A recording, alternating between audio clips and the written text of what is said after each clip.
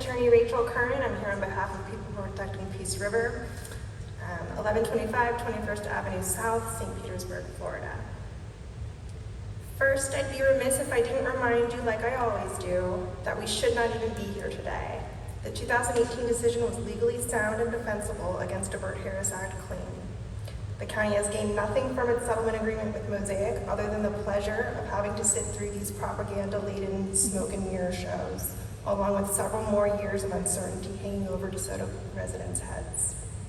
What you saw this morning was specially curated, quote-unquote, science and conclusory statements in the Army Corps of Engineers 2014 area-wide environmental impact statement regarding the expectation that wildlife use of mined and reclaimed lands will be comparable to unmined lands.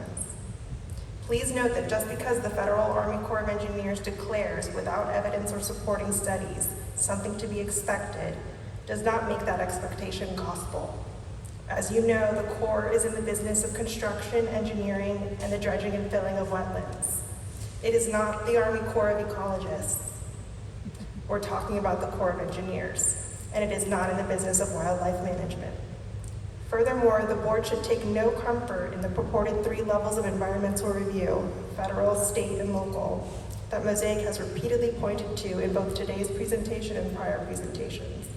Despite the Corps' limitations, as a federal agency, it is far more equipped to environmentally review and permit phosphate mining than the Florida Department of Environmental Protection. But that 3rd level of environmental review, that federal level, is no longer applicable to this DeSoto mine because the state of Florida assumed that permitting role for dredge and filling of wetlands from the feds in late 2020 in the waning days of the previous administration. There will be no separate site-specific federal review for this DeSoto mine. In fact, so unprepared and ill-equipped is FDEP for this task that the state assumption of the permitting program is the current subject of federal litigation. Regarding relocation,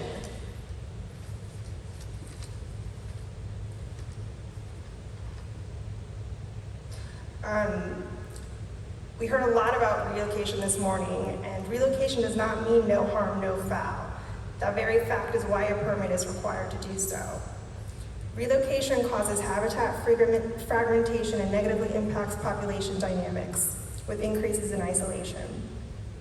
Also, it's not only gopher tortoises that live in gopher tortoise burrows. Over 200 other species utilize these burrows because gopher tortoises are known as a keystone species. And those other species are not being relocated. Those species won't have those burrows to rely upon once the draglines destroy them.